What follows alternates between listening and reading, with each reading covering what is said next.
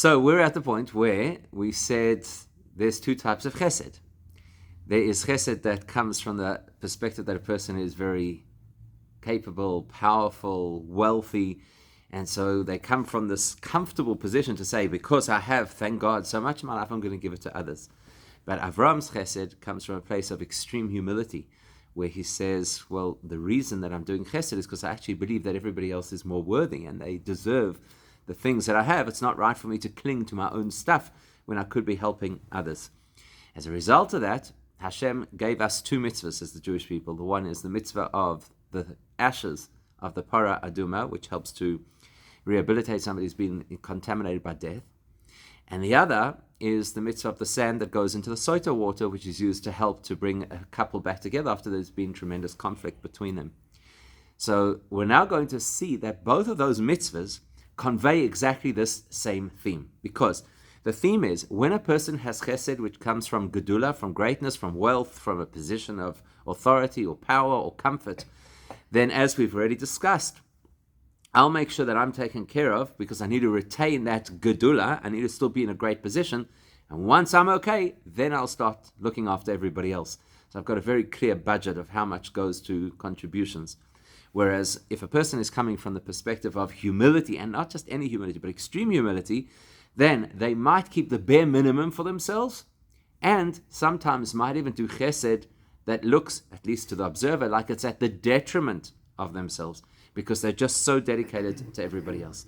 Now, that concept of doing something which is good for somebody else, but actually feels like it's to your detriment, is what happens in the story of the Para Aduma, because everybody who's involved, and it's a job that has to be done by the Kohanim, and they've got to do it outside, not only of the Beis HaMikdash, not only out of Jerusalem, but they've got to be away from the entire settlement around Jerusalem. So they effectively go to an isolated hilltop in the area. And the Kohanim who are involved in the process of the Para Aduma, which means preparing it, slaughtering it, burning it, producing the ashes, and then the person who actually sprays it on the individual who's been contaminated, each one of those people, at the point of their involvement, they become impure. So here they are trying to help somebody else, and not just generically help somebody. They're trying to help somebody who is in a state of impurity so that that person can regain their purity. And the only way that that person will regain their purity is I, the Kohen, have to lose my purity. So that fits exactly with this theme.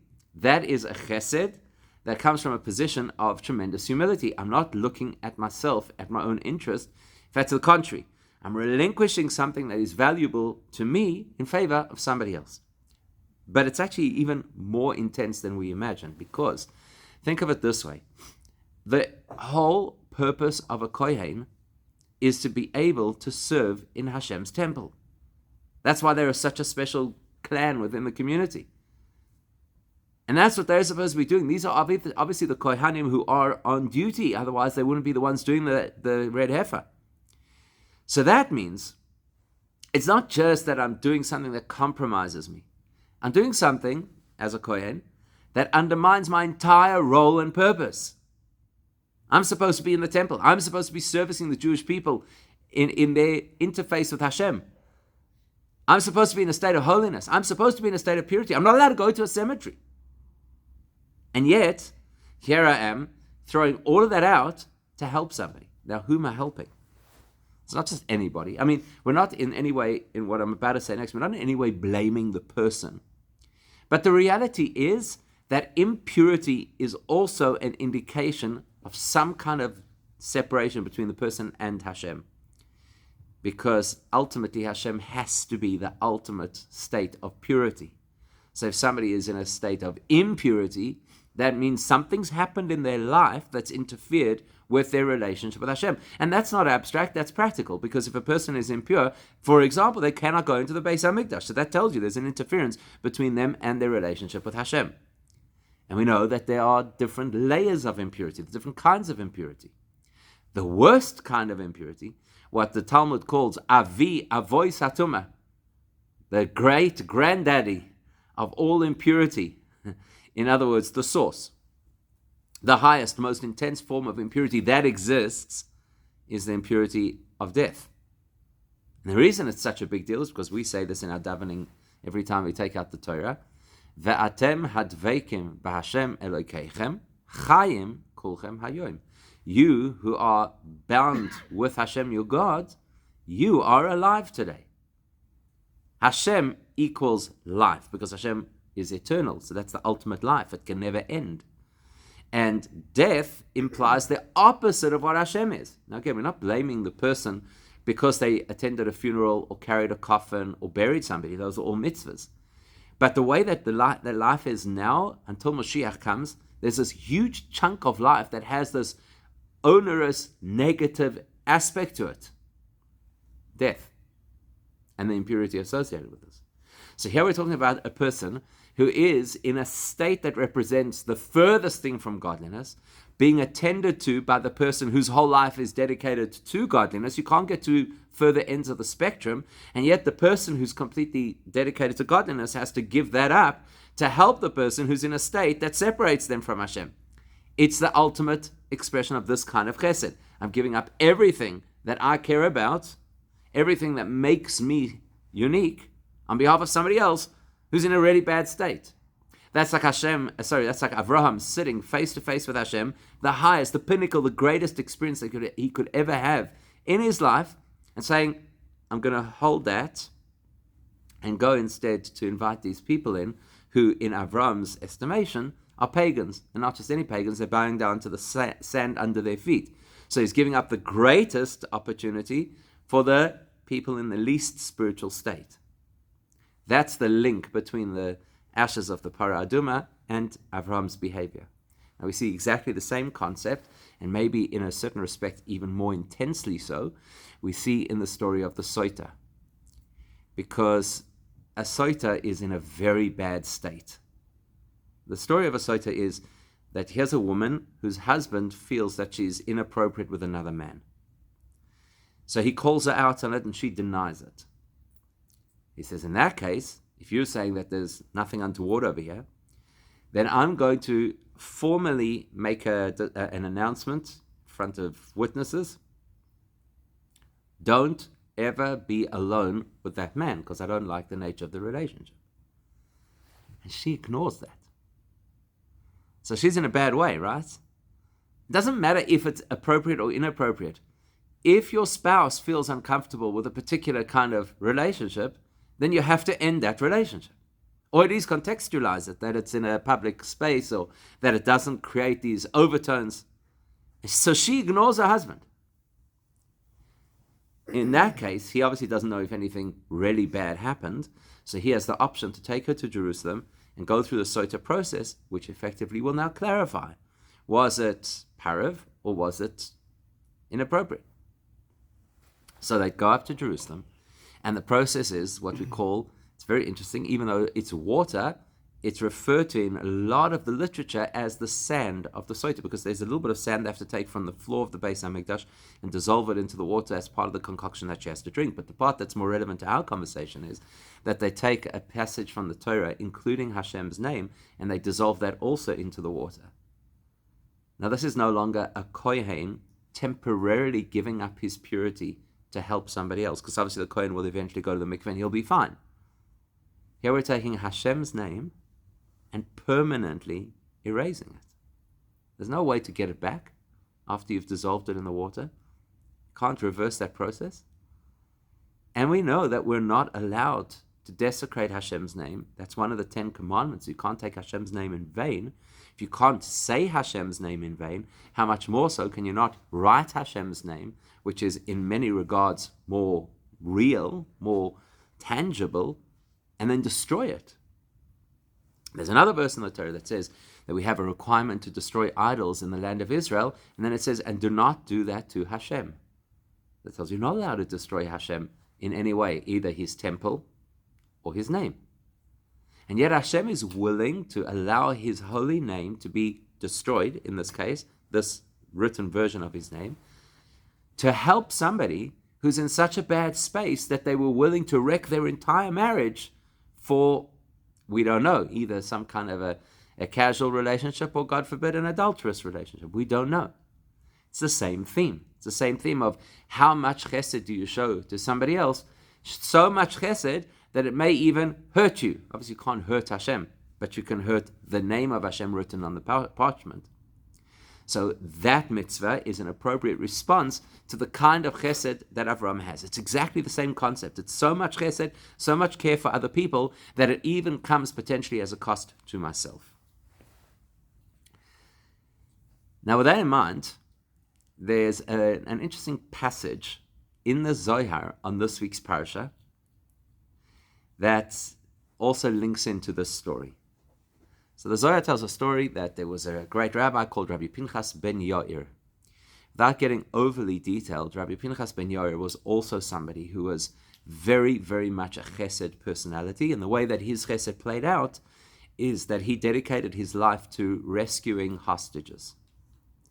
It was very common in the ancient world, and the truth of the matter is it was even common up until maybe 100 years ago, that people, for one reason or another, would be thrown into dungeons because they couldn't pay the rent or because there was an invading army. So in their time, in the Roman Empire, people were arrested very often for either the Romans wanted slaves, or perhaps they did something that was against the Roman laws that they'd imposed in Israel. Very often those laws were about observing Judaism. So Rabbi Pinchas ben Yair spent a massive amount of time going ransoming people who had been taken captive.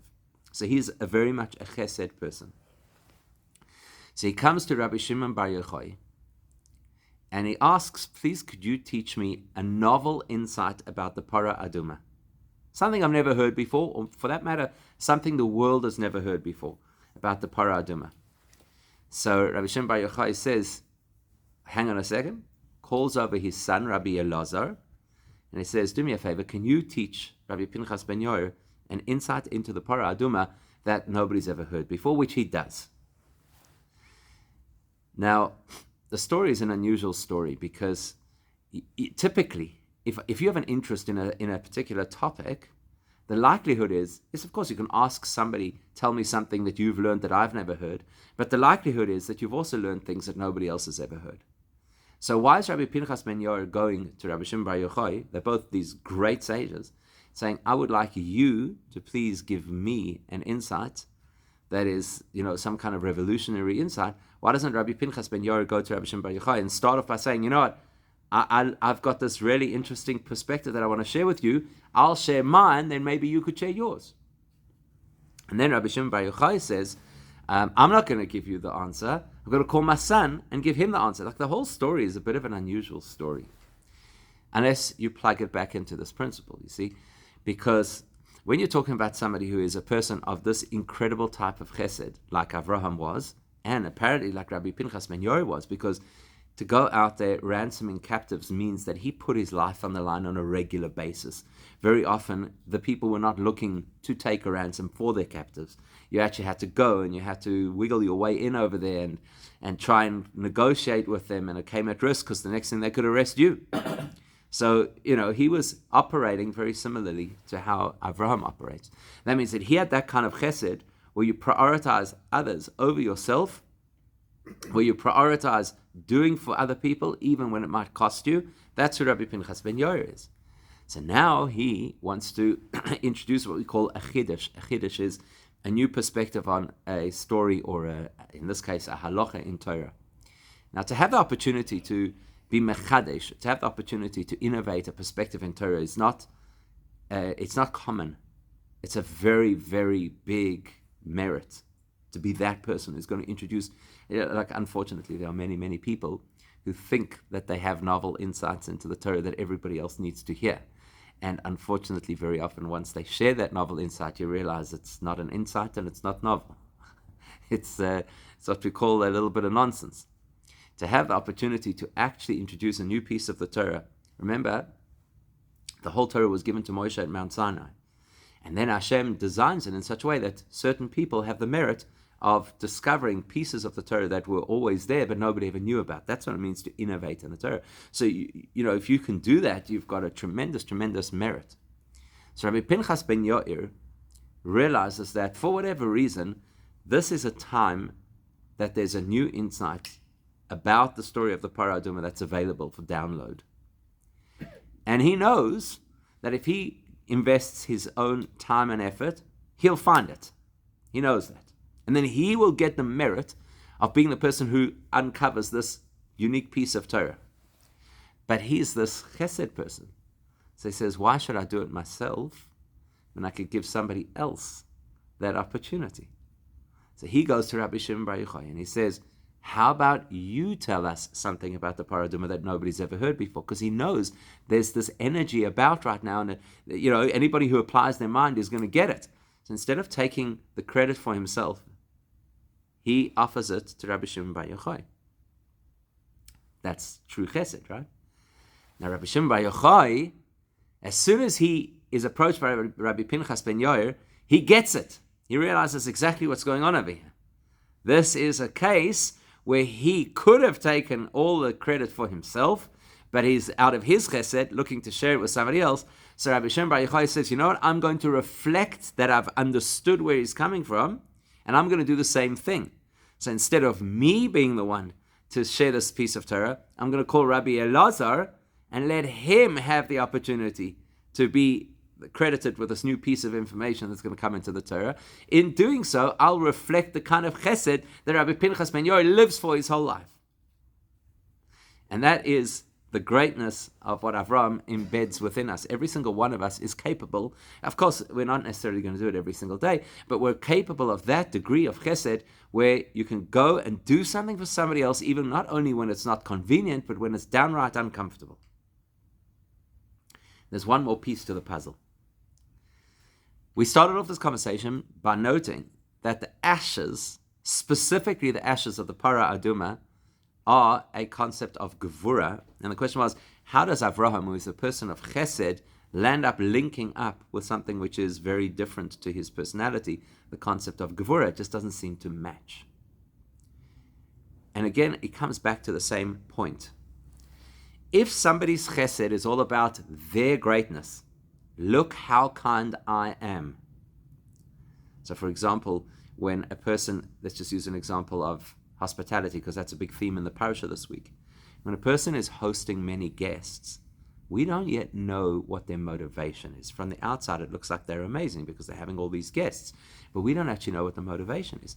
It's possible that the reason somebody is hosting so many guests is because they feel good about themselves when they're looking after other people. Now, that's a little different from feeling good about helping other people. Look at me. You know how it is. How many people did you have for Rosh Hashanah? How many people did you have for Rosh Hashanah? It becomes a little bit of a contest. Sometimes people just simply want to have a reputation that everybody knows. Ooh, so-and-so. Look how many guests they have. In other words, it's possible for a person to experience chesed where the chesed is actually self-serving.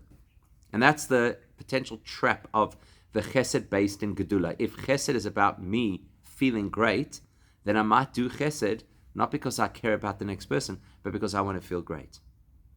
Whereas when you come from Avram's perspective of chesed, then chesed is about the fact that I feel humble. Humble doesn't just mean that I don't feel like I'm a big deal. Humble means that I'm open to learn, to hear, and to do things differently. That's really what humility is. So Avram's entire life is about chesed. That's true. That's his core being. That's his nature. But he's humble enough to hear the value of gevura in the chesed process.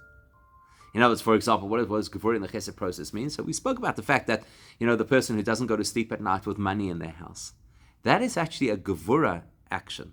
It takes a tremendous amount of discipline for somebody to say, look, I don't know where tomorrow's meal is coming from, but I'm going to give money to somebody who's in a worse position than I am. It manifests as chesed because you're doing something which is tremendously kind. But in order to get there, you have to do a gevura process of self-assessment. Do I really need this as desperately as I think I do? And that's what Avraham teaches us. If you want to have the ultimate expression of chesed, of giving, of benevolence, of generosity, of kindness, to get there, you're actually going to have quite a bit of gevura regarding yourself. Because if you don't have that kind of strict audit of yourself, you don't necessarily have the ability to give so much to others. That's why the irony of Avraham's chesed is that it's not chesed in its pure form. It is chesed that has a healthy network of other supporting attributes, like gevura. If I need gevura, if I need self-discipline, if I need to have a strong, harsh look in the mirror before I'm in a position to help other people, then I'm going to do that. And that's how you know that a person is operating from a perspective of humility. When they're not just doing what is natural for them, but they're doing what is appropriate. Humility is, I'm willing to hear what I'm supposed to do instead of a person saying, this is what I feel like doing. And when we're willing and open to hear how we're supposed to behave, we'll always go a lot further than if we just rely on how we feel we should behave. And that's a very powerful lesson from Avraham.